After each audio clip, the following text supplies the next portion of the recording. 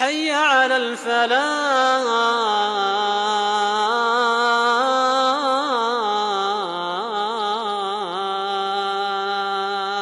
با ئاگامان لە خێزانەکانمان بێت خوا خۆشەویستان. ناشکوری نەبێ ئێمە خێزانەکانمان خەریکە پەرتەوازە ئەبن بەهۆی ئەنتەرنێتەوە، بەهۆی فەیسبووکەوە، بەهۆی مدەبلەجات و موسەلسەلاتی کاولکەر و خراپکار.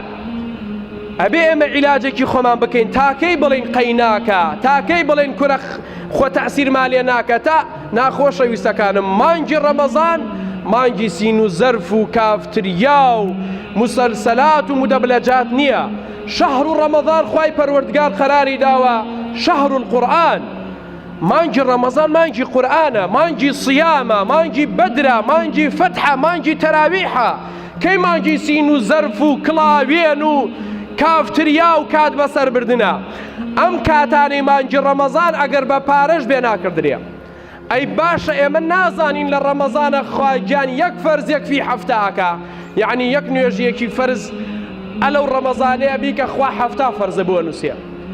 یەک سونەتیە بکە لە ڕەمەزانە خوا ئەجری فەرزێکت بۆ نووسێ. بەعەکسیشەوە پەنا بەخوا هەر کەسێ لە ڕەمەزانە گوناح بکە گوناحەکە دوو قاتە بێتەوە، چونکە لە ڕەمەزانایە مەوسیمی خەیر و تاعەتە، چاکەکردن لە ناوێ موزەعەفە بێ، خراپەکردنیش بە هەمان شێوە. با ئاگامان لێ بێ، با ئاگامان لێ بێ کاتێک لەسەر سفرەوخوانی ئیمانەدا ئەنشین ئێواران تۆزە بەبیری خۆمان و مناڵەکانمانی بیهێنینەوە ئێمە لە کوێین. ئەم ناز و نیعمەتە خوا بەخشوێتی بە ئێمە، بەس نێ ئێمەم دووتیکە نانە هەیە بیخۆین، خۆ وڵاتی وا هەیە هاوسێمانەها لەژێر باروت و ئاگر و فیشەگ و ئاگر و ئاسنە ڕۆژەکەنەوە. ئێمە لە ناز و نیعمەتین، ئەمانە نیعمەتەکانی خوان بەبیری خۆمانی بیهێنینەوە. خاڵی ئەخیر و کۆتاییم خۆشەویستەکان نامێ مادووتاکەم، چکە منەم سێ خاڵم بە گرنگ دانا. تەوبەکردن، ئاگامان لە خێزانەکانمان بێ، ئەوەی خوێنەواری هەیە ڕجایەکی برایانە ئەمانە دبێ.